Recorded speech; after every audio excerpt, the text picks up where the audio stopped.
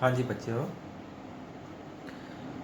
पिछले ਲੈਕਚਰ 'ਚ ਆਪਾਂ ਪੜਿਆ ਸੀ friction, concept of friction, modern view, older view, then types of friction, static friction, limiting friction, dynamic frictions.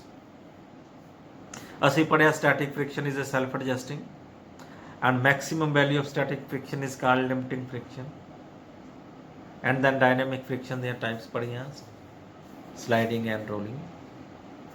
ਹੁਣ ਆਪਾਂ ਜਿਹੜਾ ਕਰਨ ਜਾ ਰਹੇ ਹਾਂ ਬਹੁਤ ਇੰਪੋਰਟੈਂਟ ਟੌਪਿਕ ਹੈ, that is laws of limiting friction. laws of limiting friction ਇਹ ਯਾਦ ਰੱਖਿਓ ਬੱਚਿਓ, ਇਹ ਬਹੁਤ ਇੰਪੋਰਟੈਂਟ ਹੈ, ਬਹੁਤ ਚਾਂਸ ਨੇ ਇਹਦੇ ਐਗਜ਼ਾਮ ਦੇ ਵਿੱਚ ਆਉਣ ਦੇ। ਇਸ ਚੈਪਟਰ ਦੇ ਵਿੱਚ ਸਭ ਤੋਂ ਇੰਪੋਰਟੈਂਟ ਟੌਪਿਕ ਇਹੀ ਹੈ। देयर आर द 4 laws, ਚਾਰੋਂ ਲਾਸ ਤੁਸੀਂ ਧਿਆਨ ਨਾਲ ਸੁਣ ਲਿਓ। ਫਸਟ ਲਾ ਕੀ ਹੈ, ਕੀ ਕਹਿੰਦੇ, the force of friction is directly proportional to the reaction, normal reaction. ਹੁਣ ਇਹ ਰਿਐਕਸ਼ਨ ਕੀ ਹੈ, ਦੇਖੋ ਬੱਚੇ ਧਿਆਨ ਨਾਲ, ਆਪਣੇ ਕੋਲ ਬੋਡੀ ਹੈ, ਆ ਬੋਡੀ ਪਈ ਹੈ ਟੇਬਲ ਦੇ ਉੱਤੇ, ਮੇਜ਼ ਦੇ ਉੱਤੇ, ਆ ਕੀ ਹੈ weight mg, ਤੇ ਉਹਦੇ ਆਪੋਜ਼ਿਟ ਡਾਇਰੈਕਸ਼ਨ 'ਚ ਕੀ ਹੈ r ਰਿਐਕਸ਼ਨ। तो फोर्स ऑफ फ्रिक्शन वेट ਦੇ डायरेक्टली प्रोपोर्शनल नहीं ਹੁੰਦਾ, फोर्स ऑफ फ्रिक्शन किहदे डायरेक्टली प्रोपोर्शनल ਹੁੰਦਾ है, रिएक्शन ਦੇ। हाँ normally r is equal to mg ਲੈਂਦੇ ਆ, क्योंकि जिन्ना एक्शन है तो उन्ना ही रिएक्शन है, जिन्ना ही वेट है उन्ना ही रिएक्शन मिलेगा, लेकिन दिस इज इंपॉर्टेंट, तो force of friction is directly proportional to reaction. Okay, ये चीज़ तुसी नोट करनी है। सैकेंड जिहड़ा पैरामीटर है force, that is direction of force. Second law की है, direction of force of friction is always opposite to the applied force, opposite to the applied force, right, and it is always act tangential, means जे इधरले पासे applied force है, force of friction opposite है, ते tangent to the surface है, means जिवें आ body है, एक आ बॉडी है, इधर नूं अप्लाइड फोर्स तुसी फोर्स लगाई है, तो force of friction tangential surface से at point of contact, apparent point of contact दे विच टेंजेंट बनाएगा है फोर्स ऑफ फ्रिक्शन। सेकंड जड़ा ला है।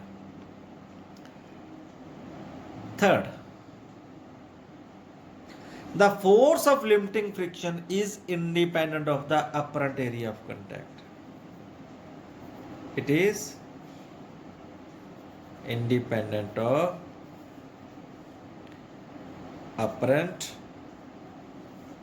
area of contact। apparent area of contact ते depend नहीं करता until as long as normal reaction remains the same।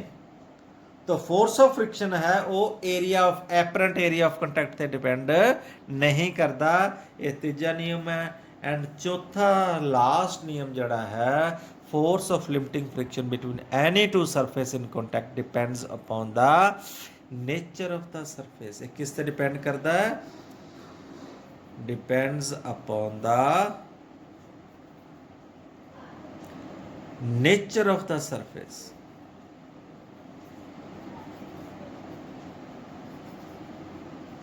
Means material ते depend करता बच्चों कि कादा मटीरियल्स है। Wooden materials which force of friction ज़्यादा होएगी, स्टील दे विच स्मूथनेस ज़्यादा होंदी है तो फोर्स ऑफ फ्रिक्शन घट हो सकती है। मीनस फोर्स ऑफ एडहेसिव फोर्सिस ते डिपेंड करता है। ठीक है, ये 4 लास तुसी चंगी तरह पढ़ने ने, इन्हां नूं नोट करना। ठीक है, ये एग्जाम च आ सकते हैं। तो एक्सपैरीमेंटल वेरीफिकेशन,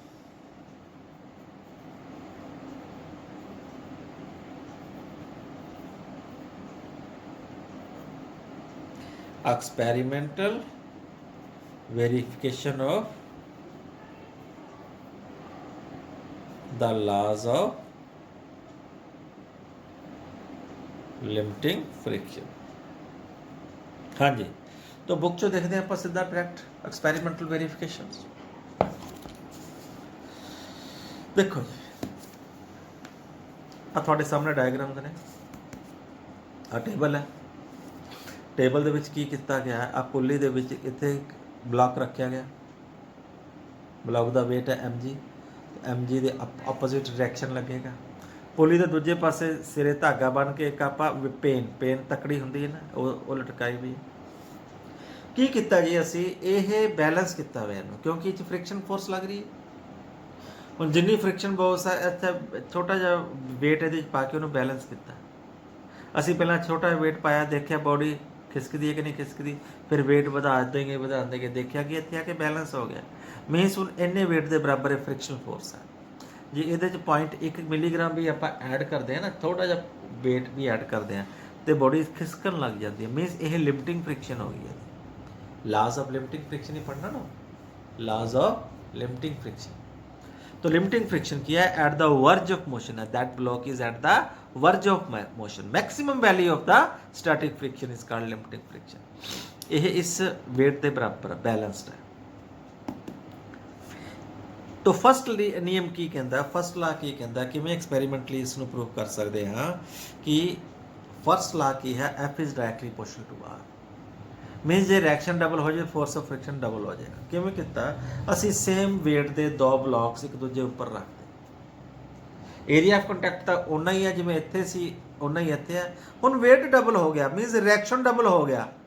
देखते हैं कि फोर्स ऑफ फ्रिक्शन भी हुण डबल हो गई। किवें, क्योंकि थानू डबल वेट जिन्ना पहला वेट नाल बैलेंस किया सी ना, हुण उस डबल वेट नाल बैलेंस करके, डबल वेट दे नाल बैलेंस करके थानू ਇਹਦਾ मतलब डबल वेट है, तो ਇਹਦਾ मतलब फोर्स ऑफ फ्रिक्शन डबल हो गया। तो first law is valid. Second law तो क्लीयर है बच्चों, डिस्कशन ਦੇ ਵਿੱਚੋਂ क्लीयर है ਇਹਦੇ ਚ if r is equal to mg, r mg ਦੇ ਬਰਾਬਰ ਹੈ। ਇਸੇ ਡਾਇਗਰਾਮ ਚੋਂ ਕਲੀਅਰ ਹੁੰਦਾ ਅਪਲਾਈਡ ਫੋਰਸ ਜਿਹੜੀ ਹੈ ਫੋਰਸ ਆਫ ਫ੍ਰਿਕਸ਼ਨ ਦੇ ਆਪੋਜ਼ਿਟ ਹੋਏਗੀ। ਠੀਕ ਹੈ ਨਾ, ਜੇ ਅਪਲਾਈਡ ਫੋਰਸ ਆਫ ਫ੍ਰਿਕਸ਼ਨ ਦੇ ਆਪੋਜ਼ਿਟ ਨਾ ਹੋਏ, सेम डायरेक्शन च होवे, तो फिर तो बैलेंस ही नहीं हो सकता। तो सेकंड लॉ भी वैलिड हो गया है ना, वेरीफाइड हो गया। थर्ड लॉ की मैं वेरीफाइड करना है। थर्ड लॉ की है force of limiting friction is independent of the area of contact. की कराया थानू, फोर्स ऑफ लिमिटिंग फ्रिक्शन किस तरह एरिया ते डिपेंड नहीं करती, एपरेंट एरिया ते डिपेंड नहीं करती। हुण की कीता असीं थर्ड लॉ दे विच ओही ब्लॉक नूं थल्ले रख के, दो ब्लॉक्स एक दूजे दे उपर रखे सी ना पहला, आ देखो एक दूजे के उपर रखे सी दोनों ब्लॉक्स, उन्हें इसनों थल्ले ले आंदा, इत्थे आ देखो इसनों थल्ले ले आंदा। फिर देखते हैं फोर्स ऑफ फ्रिक्शन क्या हो गया, डबल ही। हुण मैं एरिया ऑफ कंटैक्ट तो डबल करता इस केस नालों, देखो इस केस नालों एरिया ऑफ कंटैक्ट पहला ए सी ते दो वेट बैलेंस किते सी। हुण एरिया ऑफ कंटैक्ट हो गया 2a, हुण भी दो वेट बैलेंस किते। मीनस it is independent of the apparent area of contact. Reaction पहले उन्ना ही है, ठीक है। एंड फोर्थ लॉ नूं किवें वेरीफाई कर सकते हैं, तुसी इस सरफेस नूं स्मूथ कर दो, रगड़ दो, रगड़ के देखोगे फोर्स ऑफ फ्रिक्शन ज़्यादा हो गई, मतलब ज़्यादा वेट पाने पै गए। शीशे दे विच तुसी हथ रगड़ के देखियो, स्मूथ चलता है कि चिपकदा है? नैचुरली चिपकेगा। क्यों? स्मूथनेस वधाउण दे नाल की है, एपरेंट एरिया ऑफ कंटैक्ट वध जाता है। तो all laws, four laws of limiting frictions has been can be verified experimentally. इनू लैबोरेटरी दे विच असी बड़े सौखे तरीके दे नाल एक्सपेरीमेंटली वेरीफाई कर सकते हैं। Next very important topic is coefficient of friction.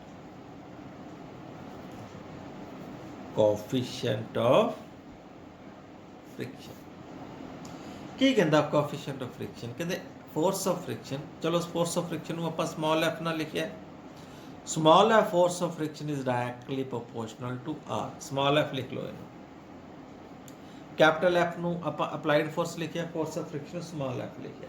तो force of friction is directly proportional to reaction, then force of friction is equal to any constant R.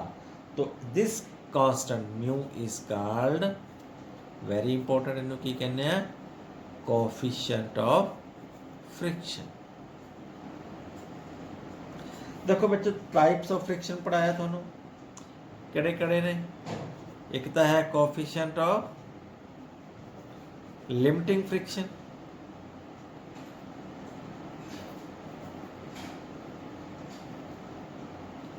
तो कोफिशिएंट ऑफ लिमिटिंग फ्रिक्शन ਨੂੰ F पैर च S लिख देने static friction है ना। तो एक पढ़ाया थानू कोफिशिएंट ऑफ दूजा केड़ा kinematics,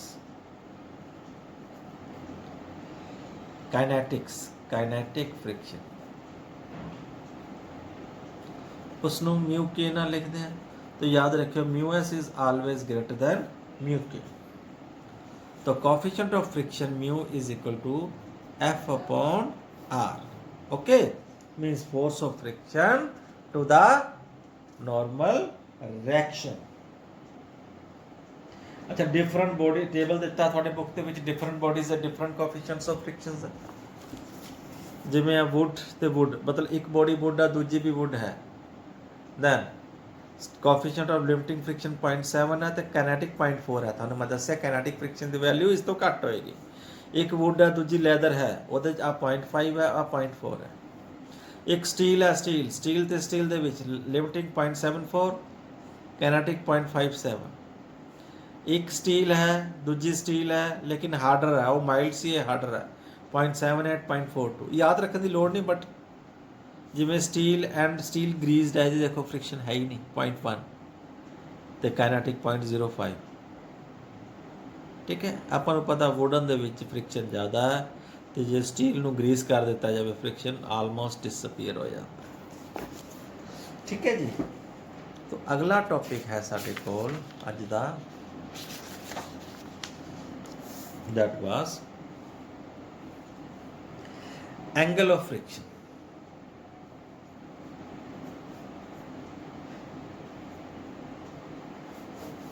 what is angle of friction? देखो बच्चा, ये अपने को बॉडी है,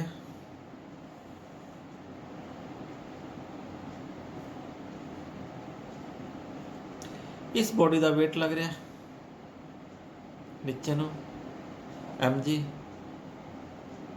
रिएक्शन लग रहा है आर पर। अप्लाइड फोर्स किधर नो है एफ इधर, तो फोर्स ऑफ फ्रिक्शन किधर नो है स्मॉल है एफ इधर। तो फोर्स ऑफ फ्रिक्शन ते नॉर्मल रिएक्शन का जड़ा रिजल्टेंट है वो हैगा इधरले पास। This angle theta is called angle of friction. तो angle of friction it is the angle between two surface in contact and is defined as resultant angle between the resultant of force of limiting friction and normal reaction makes with the normal reaction, means force of friction resultant किधर resultant force of limiting friction ਦਾ ਤੇ normal reaction ਦਾ resultant reaction normal reaction ਦੇ ਨਾਲ ਕਿੰਨੇ degree ਦਾ angle ਬਣਾਉਂਦਾ ਉਸ ਨੂੰ ਅਸੀਂ angle of friction ਕਹਿੰਦੇ ਹਾਂ। सपोज अपने को लेके है ओ, इनू नाम दे दो ए, इनू नाम दे दो सी। In this right angle triangle in triangle O A C I can write tan of theta is AC upon OA। AC होएगा अ पैरेलल OB दे, AC बराबर है OB दे, OB अपॉन OA। OB ਨੂੰ ਕੋਈ ਲਿਖ ਸਕਦਾ ਮੈਂ स्मॉल है फोर्स ऑफ फ्रिक्शन, तो OA क्या है नॉर्मल रिएक्शन। तो बच्चे force of friction upon normal reaction में म्यू दस्या हूँ तुहानू, तो mu is equal to tan of theta. तो ये second coefficient of limiting friction की सेकंड डेफिनेशन बन गई। तो coefficient of limiting friction can also be defined as tan of angle of friction. ठीक है बच्चों, ओके, बहुत है ना। अगे आप कुछ फ्रिक्शंस दियाँ डेरिवेशंस करांगे अगले टॉपिक से। ठीक है जी, thank you, have a nice day.